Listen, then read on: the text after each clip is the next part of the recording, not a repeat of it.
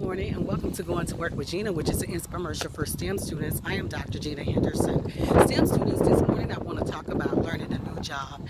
After you complete your 6 months accelerated training program and you're on your way to having a career in NASA, one of the first things you want to do is you want to go off and you want to learn from the others in your groups, but you also want to know you want to make sure that you can help impact other work that's going around you. I always tell others that you want to do your job, but you also want to take the time to find out what else intrigues you so that you can also lend your skill set to that particular matter also. Another thing I really love after the ATP program when I was going through was that when I got finished with my mentor, he told me, he said, Gena, look, he said, this is it. I can't teach you any more than I know, anything else that I know. He said, because you're going to go far and you'll probably reach the GS-15 level before I do. And you know, one thing I loved about his mentorship was that he was honest with me. He was honest about who I was. He knew my character. He knew what I was capable of doing. And he mentored me, but he wasn't afraid to tell me that you're entering a competitive environment now, in an environment in which you will be competing with me. And so I'm going to take a step back now. You know, we're colleagues at this point now, and I'm going to let you go on and find yourself. And he was so right, because I did reach the GS-15 level before he did, but I admire him for being honest with me, and I admire him for telling me, okay, I've given you your wings now, it's time for you to go and fly on your own.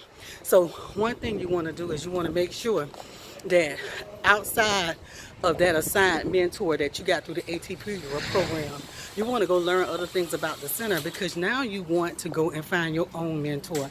And that's what I was able to do. I was able to go off and find someone who is actually interested. Good morning. Who is actually interested in me. And her name was Joanne Morgan, and she happened to be the first female engineer here at the Kennedy Space Center.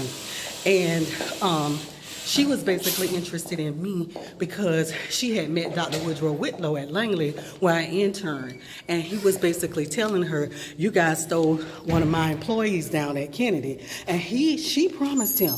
She said, really? She said, well, I'm going to make sure I take care of her. And that she did.